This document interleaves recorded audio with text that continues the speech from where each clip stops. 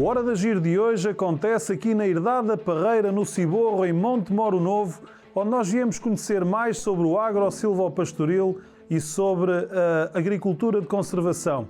Aqui, os animais crescem no meio das árvores. Há uma barragem privada que alimenta o regadio e há também plantações das pastagens que estes animais depois se alimentam, naquilo que é um sistema simbiótico. Um sistema que é um exemplo de sustentabilidade, porque temos aqui a vertente económica e, portanto, o rendimento do produtor, o social através da geração de emprego e da fixação de pessoas no território e também a sustentabilidade ambiental que preserva a biodiversidade e preserva também o serviço do ecossistema. Um programa onde nós vamos falar sobre a sementeira direta, sobre a não lavoura, a rotação de culturas, também a forma como manter um solo nutrido, ou a proteção da cultura, neste que é um programa da série Amor à Terra, onde nós viemos conhecer a importância de termos uma agricultura cada vez mais sustentável, quando temos também uma população mundial cada vez maior. E eu, para esta conversa, tenho aqui comigo, neste dia de muita chuva, o Nuno Marques, que é agrónomo e é proprietário aqui da Herdade da Parreira, e também Mário Carvalho, que é professor de Ciências Agrárias e já uma presença habitual no Hora de Agir.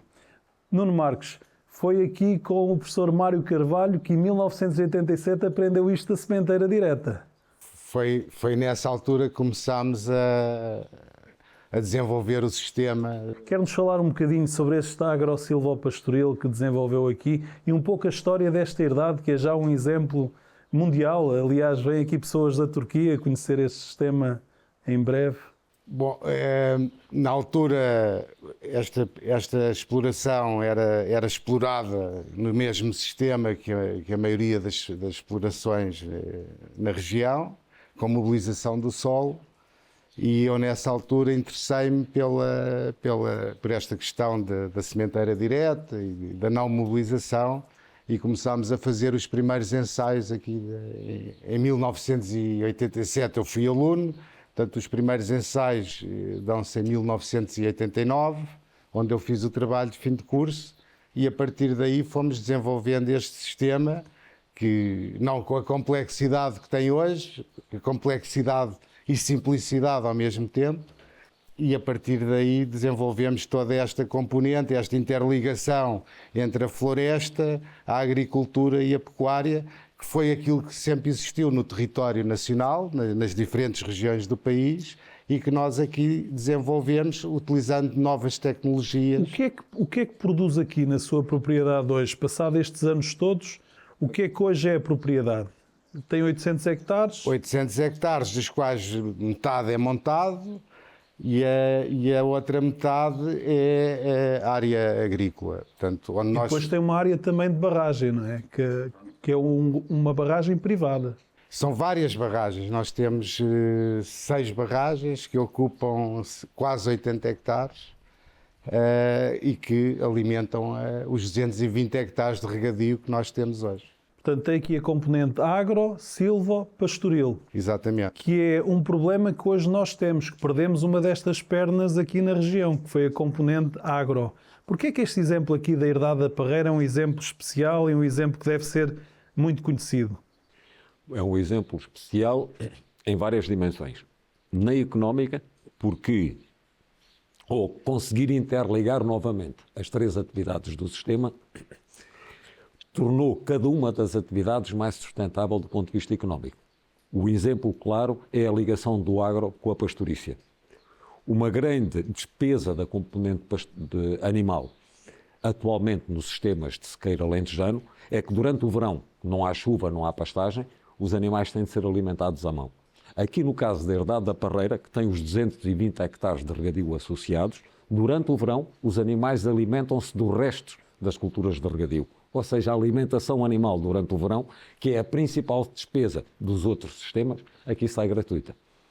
E esta é... Portanto, nas outras propriedades o agricultor tem que ir comprar fora, digamos assim, toda a alimentação para que os animais consigam viver, não é? Sim, ou compra fora, ou é obrigado a produzir e a conservar, que custa muito dinheiro. Enquanto que o alimento comido diretamente pelo animal na pastagem custa no máximo 1 cêntimo por quilograma de matéria seca, o alimento conservado salta sempre de 12 cêntimos para cima, 12, 16, 18, e portanto estamos a falar num incremento brutal do custo da alimentação, que é 80% do custo do sistema animal. Portanto, aqui a água funciona como um elemento de sustentação do sequeiro.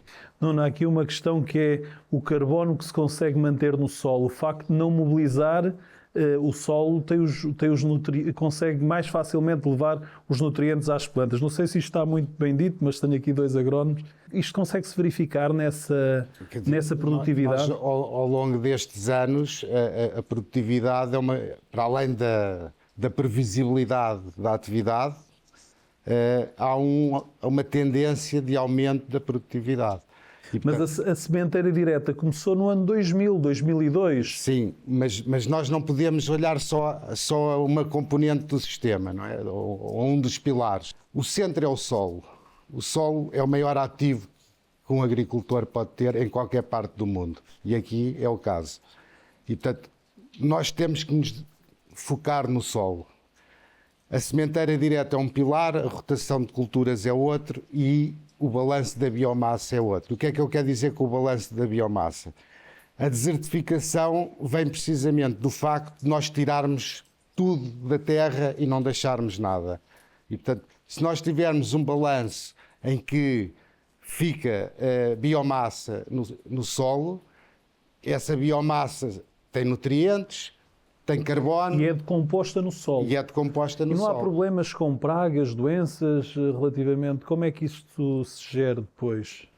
Nós não temos problemas adicionais porque temos rotação de culturas. Portanto, se nós tivermos monocultura, aí os problemas agravam-se. E, portanto, a chave é a rotação de culturas. Porquê é que isto não é feito em todos os lugares? Pois, essa é uma pergunta interessante que eu me ponho a mim mesmo. E eu diria que falta uma disciplina no conhecimento humano para explicar este fenómeno. Porquê é que a adoção não é maior? Eu diria que é eventualmente uma disciplina de psiquiatria social que eu não consigo perceber como é que agricultores vizinhos, que têm uma situação desesperada do ponto de vista económico, em que as culturas frequentemente falham, ou porque chove demais, ou porque chove de menos, porque o solo não está a cumprir as suas funções. Vêm visitar a exploração, reconhecem que isto é um exemplo e depois não adotam. E nós fomos também a Ourique ouvir Pedro Camacho sobre o agro-silvopastoril no Baixo Alentejo. Nós temos um concelho caracterizado pela existência do montado e o montado não é vista como uma árvore agrícola. Embora o sobreiro permita a extração da cortiça, a sua vertente principal também é, aqui no concelho, e é por isso que Ourique é a capital do porco alentejano, a produção de frutos para a engorda dos porcos alentejanos na altura da montanheira, que é a época que coincide com o período entre o mês de outubro e o mês de fevereiro. Andam a ser investigadas muitas coisas ao longo do ano, desde a poluição, desde as más práticas agrícolas, não só ao nível da mobilização do solo, mas também com a própria extração da cortiça, que acaba por ser um fator para a disseminação de doenças. Todos estes fatores, conjugados com o facto de chover cada vez menos e com as alterações climáticas, fazem com que as árvores, ao longo dos anos, se venham degradando e perdendo cada vez mais. As culturas cada vez mais fazem-se para alimentar os animais, daí a importância das pastagens também para este ciclo de produção e para este método de produção extensivo. Vamos aqui à questão do regadio. Tem aqui uma infraestrutura também de regadio baseada nas barragens privadas. Isso é também uma vantagem competitiva. Ter criado estas reservas de água aqui é um aspecto decisivo do sistema agro-silvopastoril. Portanto, a água no clima mediterrâneo é fundamental. A atividade agrícola não é possível, não é sustentável sem água. Portanto, o sequeiro é muito difícil de rentabilizar e, portanto, a água é fundamental para nós rentabilizarmos. E relativamente aqui ao custo da água, tem essas contas feitas? Quanto é que custa um metro cúbico aqui do seu regadio privado? Bom, considerando que nós temos uma unidade de produção fotovoltaica que satisfaz a totalidade das nossas necessidades energéticas, mais o custo da água, custa-nos 7 cêntimos o metro cúbico aplicado. 7 cêntimos o metro cúbico e tem aqui a água ao lado. Portanto, isto, nós no regadio temos cerca de 4 cêntimos, é o preço tabelado. Isto, há aqui uma diferença muito significativa. Portanto, ainda por cima a água tem que ser transportada. Portanto, isto está aqui claramente um subsídio à água que aqui o Nuno Marques não está a ter acesso, não é? Não, aqui não há acesso a... É evidente, quer dizer, o regadio público tem de sair muito mais caro. Porque, Mas não sai neste momento. quer dizer, não sai é ao bolso do agricultor, mas o custo está lá e uma parte é pago pelo agricultor, o resto é pago pelo contribuinte. O que acontece com o regadio público é que a necessidade de transportar água a grandes distâncias, e essa necessidade existe sempre, porquê? Porque são poucas as áreas de solo com vocação para o regadio, áreas contínuas de grande dimensão. Portanto, o regadio público, para ir à procura das áreas com vocação para regadio, é obrigado a transportar água a grande distância. E isso tem elevadíssimos custos de investimento na rede de distribuição e depois elevadíssimos custos na energia para a bombagem dessa água. Mas nós temos aqui este exemplo que a 7 cêntimos, portanto, pagando a água mais cara, há aqui também um negócio agrícola que é viável, não é? Com água paga um preço mais elevado. Sim. O negócio tem sido viável, tem sido previsível, portanto, a previsibilidade é uma coisa muito importante e é viável, obviamente. E é viável também construir estas reservas de água nas outras propriedades onde temos sequeiro e manter, porque esta barragem teve sempre água, ou tem... Porque há muitas vezes esta ideia que nós criamos barragens e depois elas não enchem com água, mas aqui não tem tido esse problema ou já Vamos sucedeu? ver, nós passámos ao longo da nossa história, portanto, nós estamos aqui a explorar esta propriedade há 50 anos, quando nós fazíamos culturas de primavera-verão, padecíamos do mesmo mal que todo o país padece, que é chegar ao fim do verão não ter água e não ter previsibilidade para o ano seguinte. A partir do momento em que nós convertemos toda a agricultura de primavera-verão para outono-inverno, em que o consumo é muito mais baixo, passámos a ter previsibilidade e não temos redução de áreas, portanto, a situação mudou completamente. No fundo, o que nós fizemos foi uma adaptação às alterações climáticas e ao nosso clima. Com a escolha correta da cultura que melhor se adaptava ao território. Exatamente. Isso é algo que nós temos que planear, na opinião do professor Mário Com Carvalho. certeza. E a ideia de que existe, de que a pequena barragem privada não permite enfrentar secas, é porque na cabeça dessas pessoas está sempre presente o regadio de primavera-verão, em que toda a água da cultura tem de ser fornecida pelo regadio. No caso do regadio de outono-inverno, em que as dotações são incomparavelmente mais baixas, pequenas barragens privadas conseguem aguentar áreas de regadio de forma sustentada, atravessando os períodos de seca que até agora aconteceram e foram vários e graves. E, portanto, este pequeno regadio privado, sendo construído perto dos solos com vocação para regadio, exige muito menores custos de energia para o seu transporte e, além disso, permite ir dotando o território destas componentes agro que são fundamentais na sustentação do sistema agro-silvopastoril. Uma das questões que muitas vezes é veiculada por alguma bibliografia é que a agricultura de conservação pode requerer mais a utilização de herbicidas nos países ocidentais. Isso é verdadeiro? Nós precisamos de gastar mais estes produtos fitofarmacêuticos na agricultura de conservação? Não. A ideia de que há um aumento de consumo de herbicidas... Então de onde é que vem esta ideia? Vem desta ideia porque em muitos países ocidentais a agricultura é feita em monocultura. E sendo feita em monocultura, seja de conservação ou não, a utilização de herbicidas cresce, porque é uma norma da natureza. Sempre que eu diminuo a biodiversidade, eu sou obrigado a enfrentar inimigos crescentes da cultura e isso obriga a uma aplicação crescente de fitofármacos. Não é só herbicidas, é fungicidas, é inseticidas. No caso da herdade da parreira, boa parte do trabalho do controle de infestantes é conseguido com a rotação de culturas. Nuno Marques, uma das questões que muitas vezes é veiculada também é que, quando se trata da agricultura de conservação, o retorno de investimento do agricultor é mais no médio e longo prazo. Isto é uma verdade ou é um mito? Eu acho que é um mito. Portanto, a minha experiência diz que é um mito.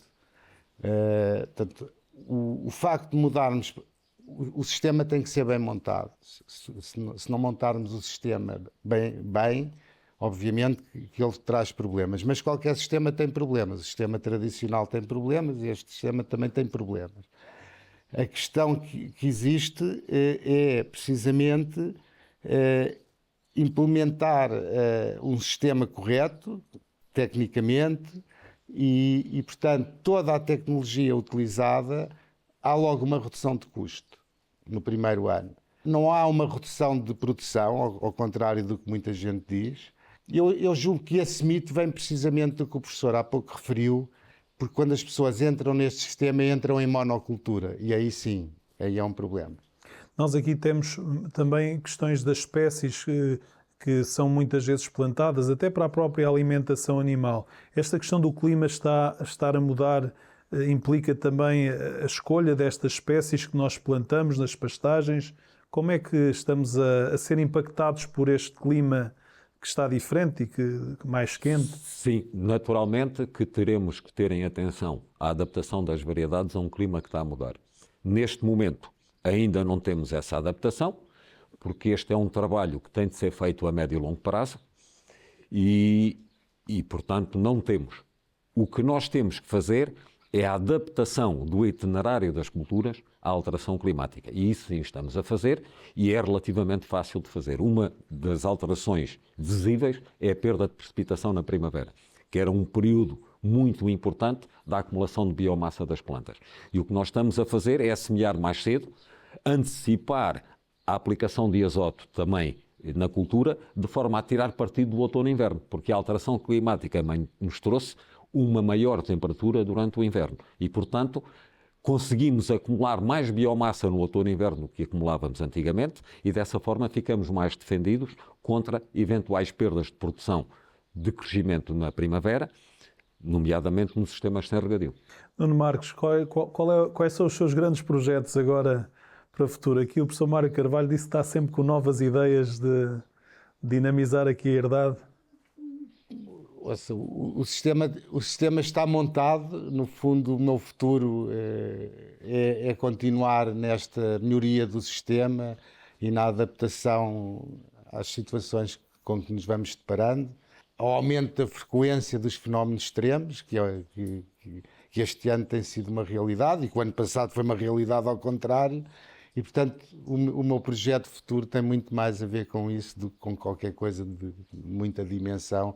Portanto, estou muito mais focado, cada vez estou mais focado no solo, porque é aquilo que me garante o rendimento da exploração e portanto, digamos que os meus próximos anos serão dedicados ao solo, como até aqui foram dedicados ao solo, cada vez com mais intensidade. Obrigado, Nuno Marcos, obrigado, Mário Carvalho, por terem estado neste Hora de Agir. O Hora de Agir que hoje fica por aqui, me despeço a partir do Ciborro, em Monte Moro Novo, aqui na Herdade da Parreira, onde nós falámos sobre a agricultura de conservação e esse sistema agro-silvopastoril. Nós todas as semanas trazemos aqui um tema diferente: energia, mobilidade, gestão da água, floresta, biodiversidade, preservação da vida. Hoje foi o Dia da Agricultura e do agricultor, que é o melhor dos ambientalistas porque conhece a importância do capital natural e da preservação da biodiversidade e do meio ambiente. E nós cá estaremos já na próxima semana para puxar por mais bons exemplos. Um abraço, amigo, e até lá.